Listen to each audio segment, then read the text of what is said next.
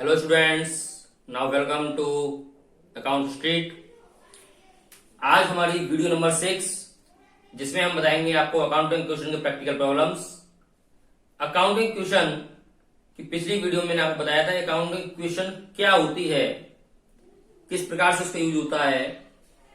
यहां हम बात करेंगे कि अकाउंटिंग क्वेश्चन के प्रैक्टिकल प्रॉब्लम को कैसे सॉल्व किया जाता है। अकाउंटिंग क्वेश्चन के प्रैक्टिकल प्रॉब्लम्स किस प्रकार के होते हैं।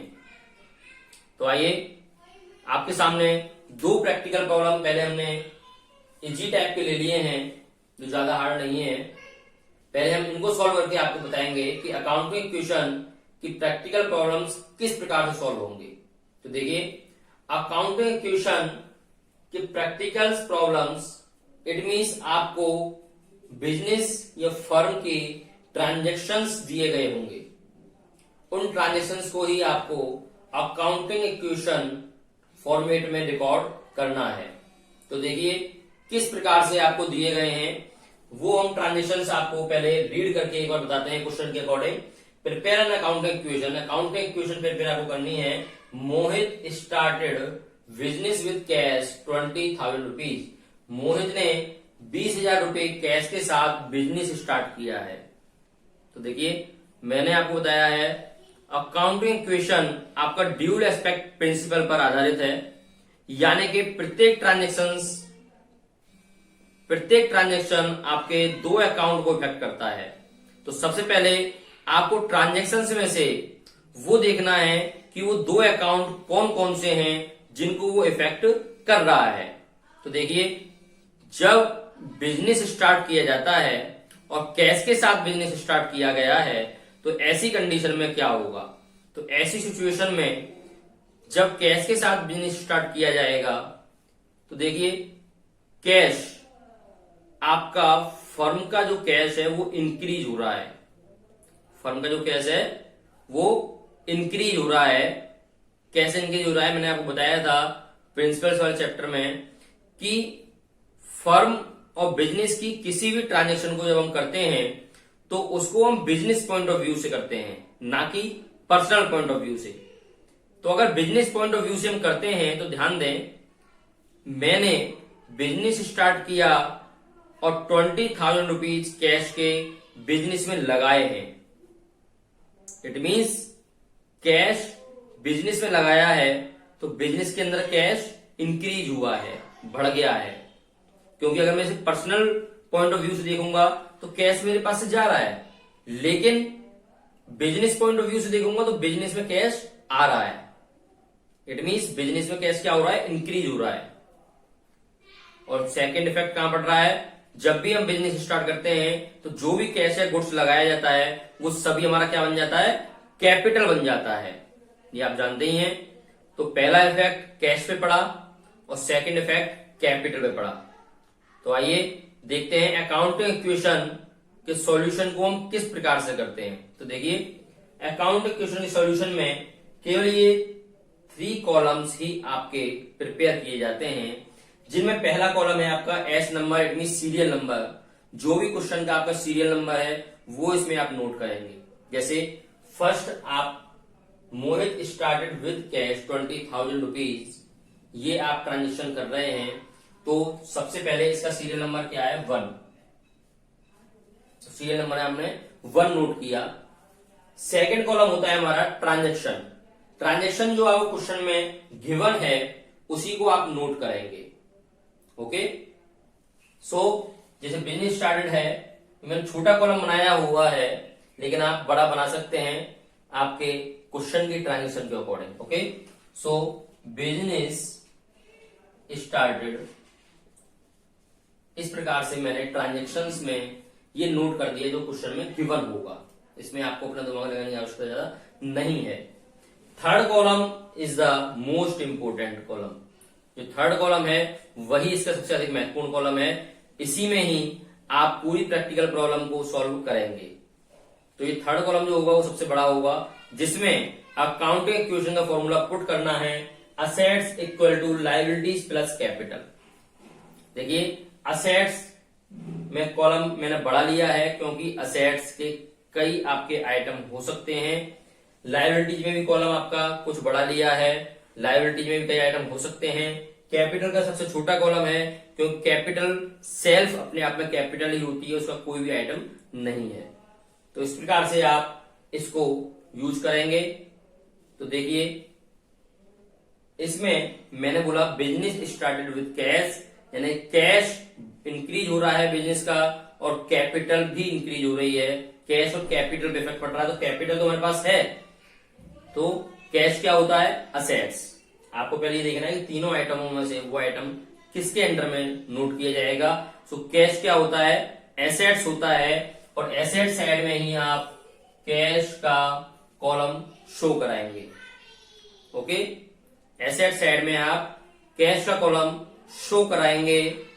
कैश में आप लिखेंगे कितना, 20,000 रुपीज कैश के जस्ट नीचे, तो कैश आपका इंक्रीज हो रहा है 20,000 से, और इक्वल टू के नीचे इक्वल टू लायबिलिटी पे कोई इफेक्ट नहीं पड़ रहा है, and plus 20,000 rupees capital increase हो गई। तो देखिए बहुत आसान है, दो जगह इफेक्ट पड़ रहा है मेरा ट्रांजेक्शन का, दोनों जगह मैंने नोट किया है। 20,000 रुपीज कैश इंक्रीज हुआ और 20,000 रुपीज से कैपिटल इंक्रीज हुई।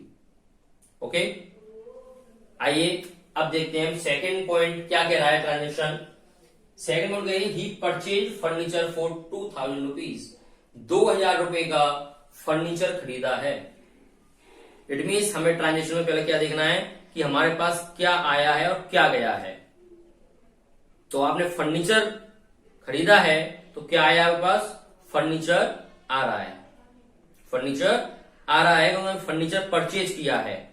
और जा क्या रहा है, कैश, कैश आपका जा रहा है। क्यों जा रहा है, क्योंकि यहां पर कोई भी क्रेडिट के बारे में वो इंडिकेट नहीं कर रहा है कि माल उधार है, ना ही किसी व्यक्ति का नाम दिया हुआ है। सो ऐसी कंडीशन में क्या है, वो कैश ट्रांजेक्शन है, नगद की ट्रांजेक्शन है। It means purchase furniture for cash, यानी कि कैश से आपने फर्नीचर को परचेज किया है, सो फर्नीचर आपके पास आ रहा है और कैश आपके पास से जा रहा है। फर्नीचर आपके पास आ रहा है, फर्नीचर क्या होता है, तीनों कॉलमों में से देखेंगे, एसेट्स है, लायबिलिटीज है, कैपिटल है। तो फर्नीचर अब क्या है, एसेट्स होती है, जानते हैं आप। सो एसेट साइड में ही एक फर्नीचर का कॉलम और बना देंगे। ओके, सेकंड पॉइंट है, सीरियल नंबर सेकंड पॉइंट डाला, ट्रांजेक्शन में नोट कर देंगे ट्रांजेक्शन जो भी आपकी वो कह रही है। सो परचेज फर्नीचर, ओके, कितना, 2,000 रुपीज का फर्नीचर परचेज किया है। सो 2,000 रुपीज फर्नीचर के नीचे लिखेंगे प्लस करके, क्योंकि फर्नीचर आपके पास आया है सो इंक्रीज हुआ है, और इंक्रीज हो रहा है सो प्लस, और डिक्रीज हो रहा है सो माइनस। सिंपल है। सो 2,000 रुपीज फर्नीचर आपके पास आया है, इसलिए 2,000 रुपीज फर्नीचर के नीचे ही मैंने फर्नीचर को ऐड करके शो करा दिया है। और गया क्या है मेरे पास से, कैश, गया क्या है, कैश मेरे पास से गया है। सो कैश जा रहा है, कैश क्या हो जाएगा, डिक्रीज, कैश क्या होगा, डिक्रीज होगा। इसलिए कैश में से आप 2,000 रुपीज को लेस करके शो करा देंगे। सो कैश में से मैंने 2,000 रुपीज लेस करके शो करा दिया है, और 2,000 रुपीज फर्नीचर में ऐड कर दिया है, क्योंकि फर्नीचर आ रहा है तो फर्नीचर मेरे पास इंक्रीज हो रहा है। लायबिलिटीज पे कोई इफेक्ट नहीं पड़ा, कैपिटल पर कोई भी इफेक्ट नहीं पड़ा है। देखिए इसमें अकाउंट के क्वेश्चन में प्रत्येक ट्रांजेक्शन के बाद बैलेंस लगाना आवश्यक होता है। यहां पर फर्स्ट ट्रांजेक्शन के बाद कोई मेरे पास ऐड या लेस करने के लिए सेकंड ट्रांजेक्शन नहीं थी, सो इसलिए मैंने सेकंड ट्रांजेक्शन पर नोट की है, उसके बाद मैं बैलेंस लगा दूंगा। लेकिन इसके बाद प्रत्येक एक एक ट्रांजेक्शन के बाद बैलेंस लगता हुआ चला जाएगा। वो बैलेंस ही हमें बताएगा कि हमारा क्वेश्चन राइट हो रहा है, रॉन्ग हो रहा है, क्योंकि प्रत्येक बैलेंस के बाद आपका दोनों इक्वेशन इक्वल होनी चाहिए। It mean assets equal to liabilities plus capital. So देखिए यहां पर हम बैलेंस लगाते हैं, इस प्रकार से लाइन खींचेंगे पूरे में, और यहां लिखेंगे ट्रांजेक्शन वाले कॉलम में new equation, new equation. Okay, new equation आपकी निकल के आएगी बैलेंस के थ्रू। देखिए 20,000 लेस 2,000 रुपीज, सो 18,000 रुपीज आपका ये निकल के आ गया, प्लस 2000 का 2000 रुपीज, कोई एड माइनस ऊपर नहीं है, इक्वल टू 0 से 0 उतार दिया, 20,000 प्लस 0, सो 20,000 रुपीज। तो आपको दिख रहा होगा 18,000 plus 2,000 equal to 20,000, so 20,000 equal to 20,000, दोनों इक्वेशन आपकी इक्वल हैं। सो यहां तक आपका राइट है। तो दोनों पॉइंट क्लियर हो गए होंगे। आइए चलते हैं थर्ड पॉइंट पर, क्या कह रहा है। यहां पर देखिए, ही पेड रेंट ऑफ 200 रुपीज, उसने 200 रुपए का किराया दिया। सो पहले थर्ड सीरियल नंबर डाला, यहां पर पेड रेंट नोट करेंगे। ओके, देखिए ट्रांजेक्शन को यहां पर हम समझेंगे एक बार। ही पेड रेंट 200 रुपीज, उसने 200 रुपए का रेंट दिया है। देखिए 200 रुपए का रेंट दिया है।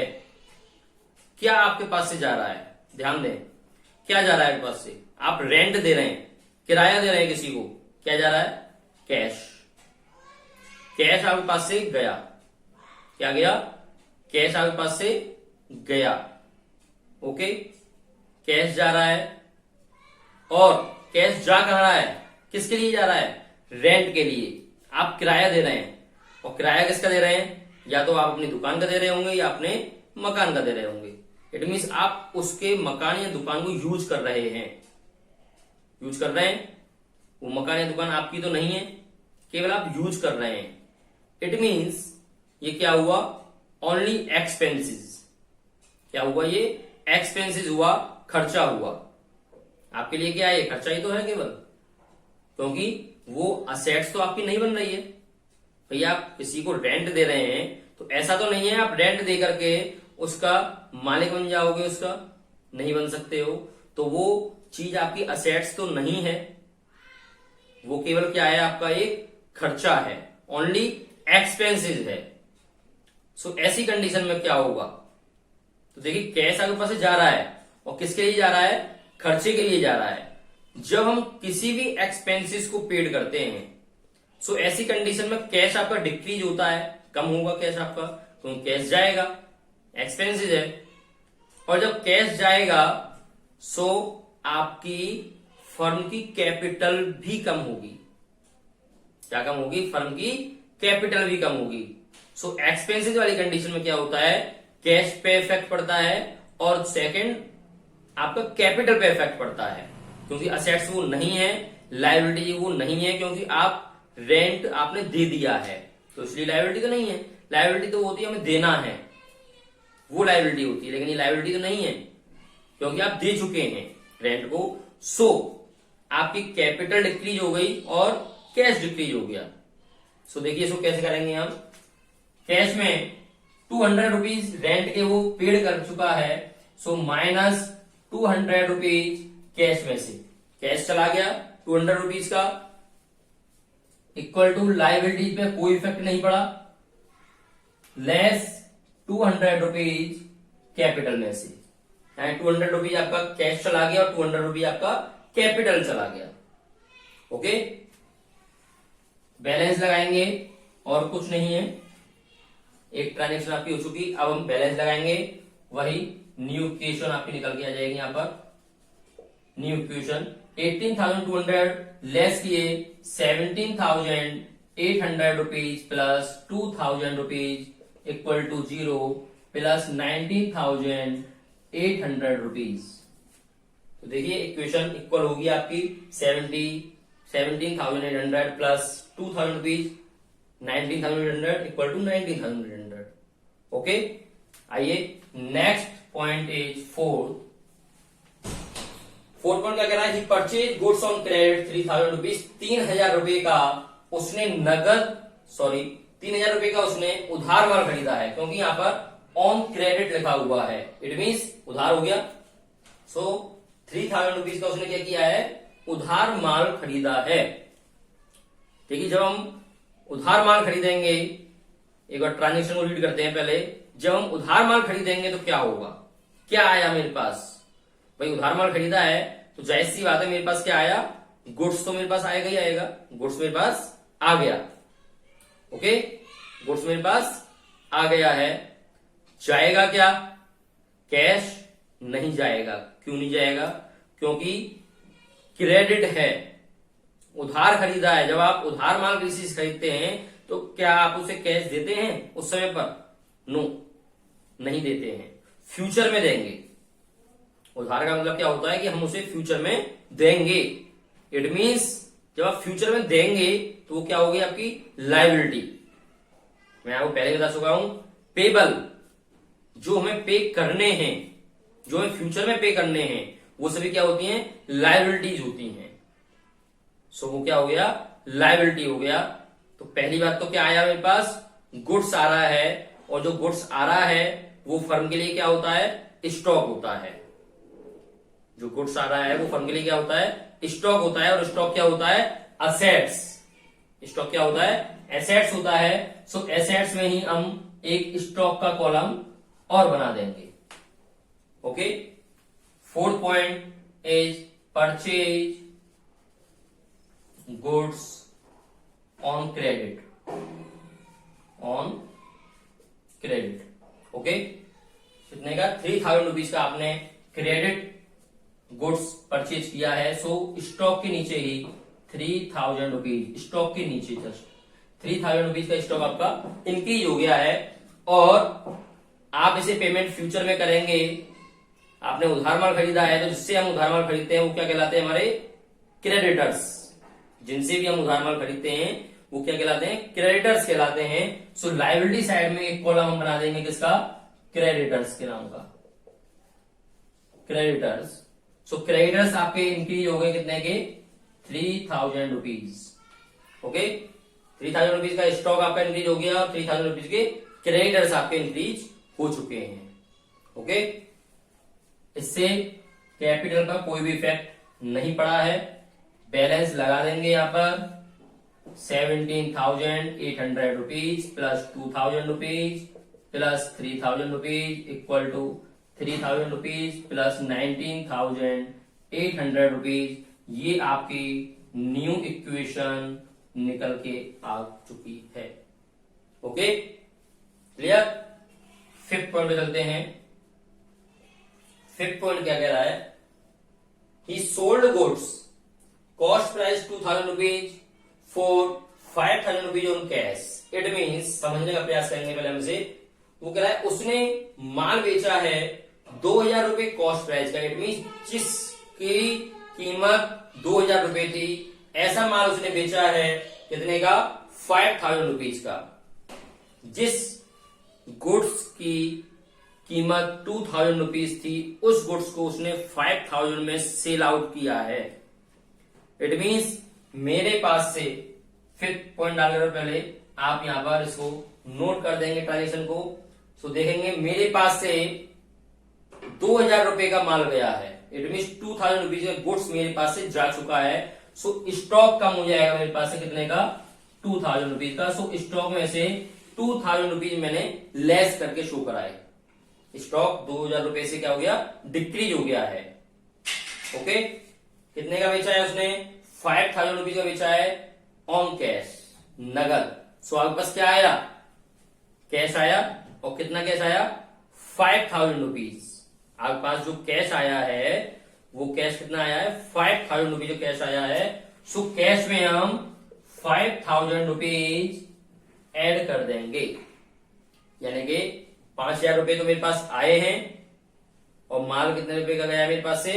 2,000 रुपए का गया है, इसलिए स्टॉक में 2,000 रुपए लेस किए हैं मैंने।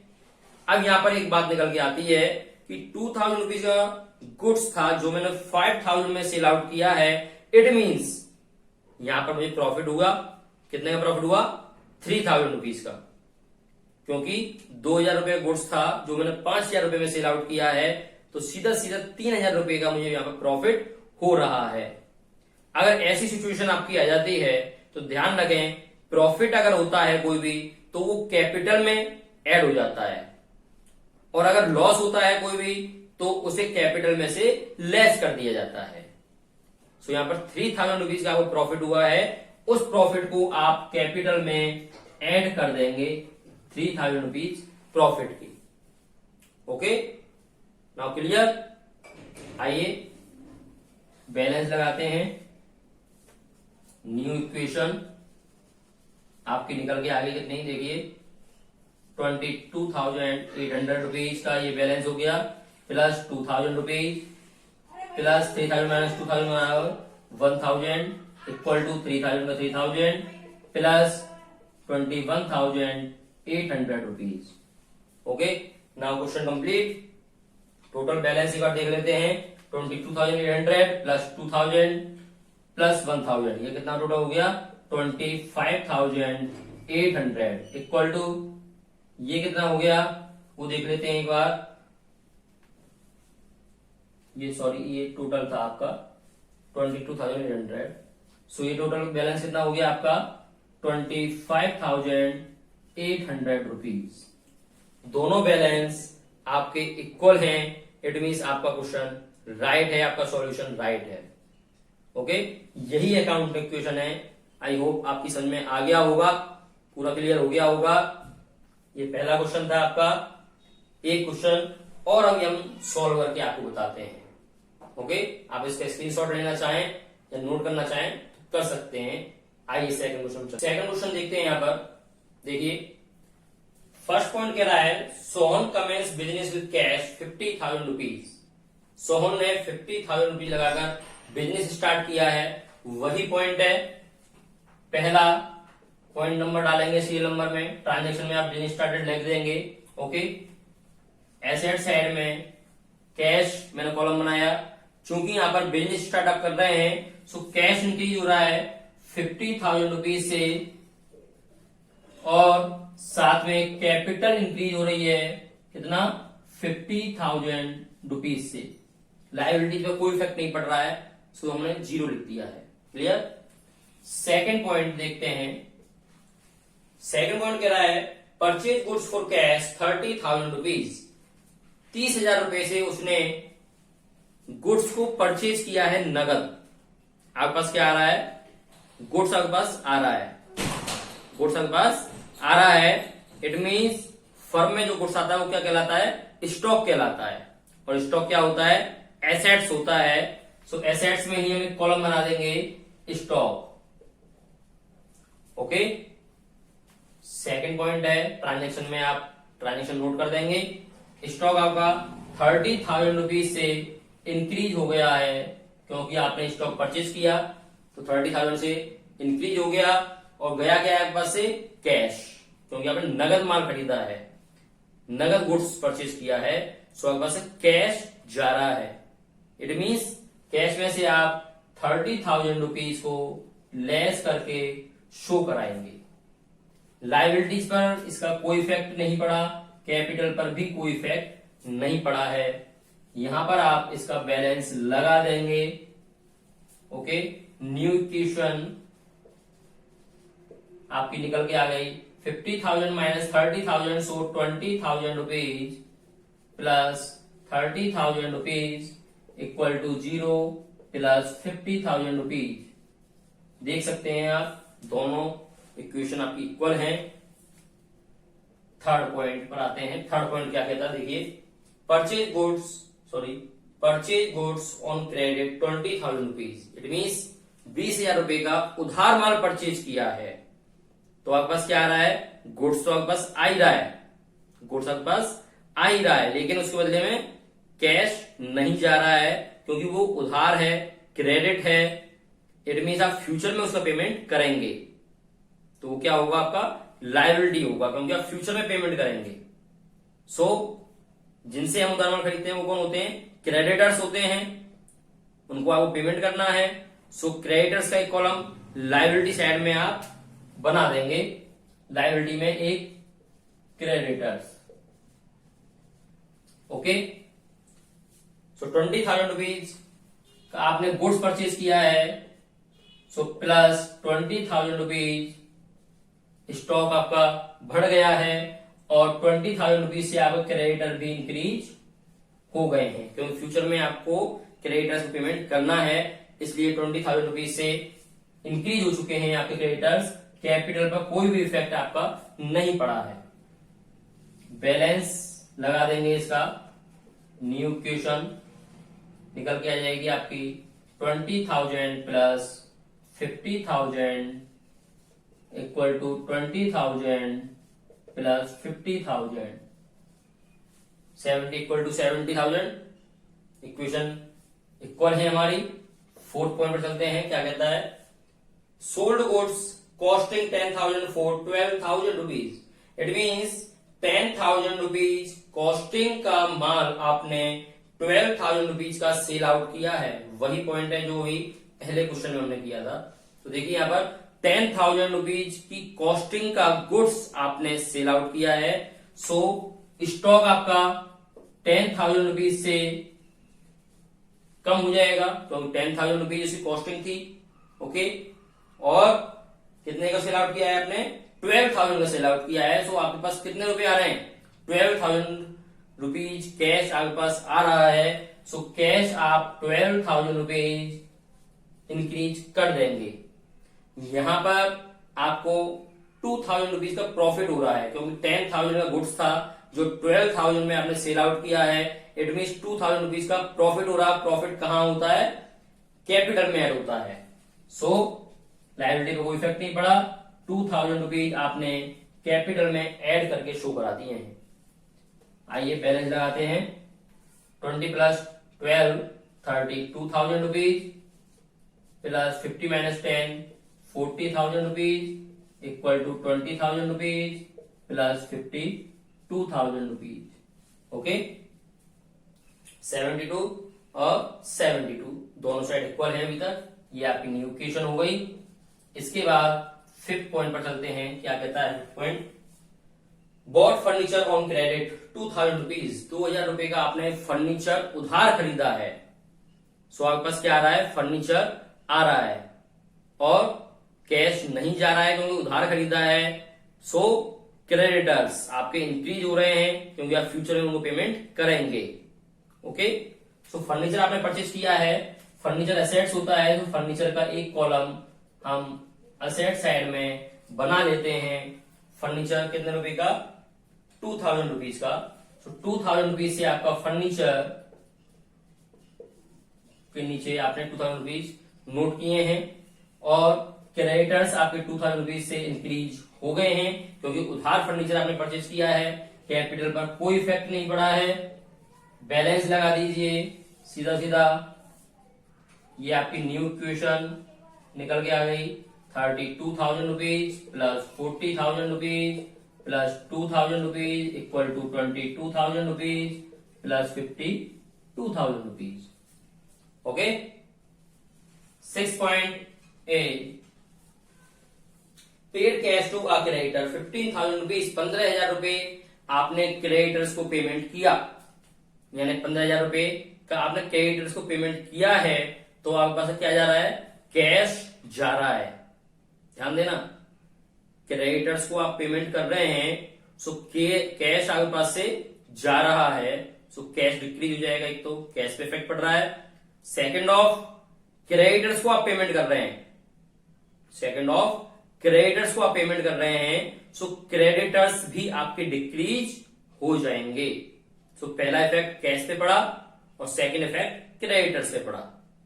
सो कैश जा रहा है कितने का, 15,000 रुपीज का। सो कैश में से आप 15,000 रुपीज आपने लेस कर दिए और पेमेंट किसको हो रहा है, क्रेडिटर्स को हो रहा है। सो क्रेडिटर्स भी आपके 15,000 रुपीज से लेस हो जाएंगे।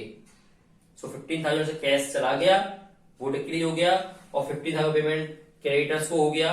सो वो भी डिक्रीज हो गए। कैपिटल का कोई इफेक्ट नहीं पड़ा। बैलेंस लगा देंगे। 32 माइनस 15 ये हो गया आपका 17,000 plus 40,000 plus 2,000 equal to 7,000 plus 52,000 हो गए 59,000 इक्वल टू 59,000। दोनों इक्वल है। ये आपकी न्यू इक्वेशन हो गई। Seventh and last point, salary paid. देखिए सैलरी पेड, वहां पर मैंने पहले क्वेश्चन में आपको बताया था रेंट पेड, सो वो एक्सपेंसेस था।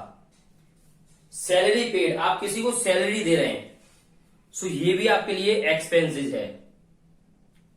अगर आप किसी को पेड कर रहे हैं, रेंट पेड कर रहे हैं, सैलरी पेड कर रहे हैं, कैरेज पेड कर रहे हैं, तो वो सभी क्या है, आपके एक्सपेंसेस हैं। सैलरी पेड किया जा रहा है, आपके पास से कैश जा रहा है, क्योंकि सैलरी आप पेड कर रहे हैं तो कैश जा रहा है, इसलिए एक तो कैश आपका डिक्रीज होगा। सेकेंड ऑफ, कोई असेट्स आप उसको लेन परचेज नहीं कर रहे हैं, कोई आपकी लायबिलिटीज नहीं आ रही है, सो कैपिटल भी आपकी उतनी ही अमाउंट से डिक्रीज कर दी जाएगी, क्योंकि ये एक्सपेंसेज है और एक्सपेंसेज हमारे कैपिटल में से डिक्रीज कर दिए जाते हैं। और अगर इनकम्स होती, रिसीव्ड होता, सो वो कैपिटल में ऐड कर दिए जाते। ध्यान रखना, एक्सपेंसेज कैपिटल में से लेस किए जाएंगे हमेशा, और इनकम्स हमेशा कैपिटल में ऐड की जाएंगी। ओके, सो सैलरी आप पेड कर रहे हैं कितना, 1000 रुपीज, सो कैश में से 1000 रुपीज आपका लेस हो गया, और कैपिटल में से 1000 रुपीज आपका लेस हो गया, लायबिलिटी का कोई इफेक्ट नहीं पड़ा।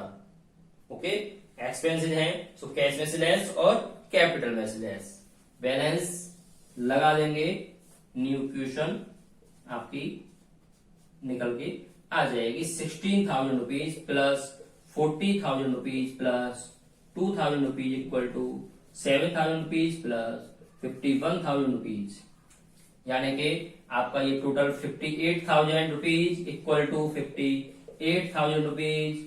दोनों इक्वेशन आपकी इक्वल हैं, आपका सॉल्यूशन राइट है, समझ में आ गया होगा। ओके, तो आप अकाउंट इक्वेशन की कुछ प्रैक्टिकल प्रॉब्लम्स सेल्फ करके देखें। नेक्स्ट वीडियो में एक प्रैक्टिकल प्रॉब्लम और बताएंगे जो थोड़ी हार्ड होगी, जिसमें सभी आपके कुछ एडजस्टमेंट्स भी आपको दी गई होंगी। उन सभी ट्रांजेक्शन को लेकर के एक वीडियो पर बात करेंगे नेक्स्ट वीडियो में। जब तक आप फिलहाल सिंपल इस प्रकार के प्रैक्टिकल प्रॉब्लम्स का रिवीजन जरूर करें, ताकि अकाउंट इक्वेशन आपको पूरी तरीके से क्लियर हो जाए। और बहुत इजी चैप्टर है, बहुत आसानी से समझ में आ जाएगा, केवल थोड़ा सा रिवीजन की आवश्यकता है। ओके, सो मिलते हैं नेक्स्ट वीडियो में। वीडियो आपको पसंद आई हो लाइक करें, सब्सक्राइब करें, शेयर करना ना भूलें। Okay, thank you so much.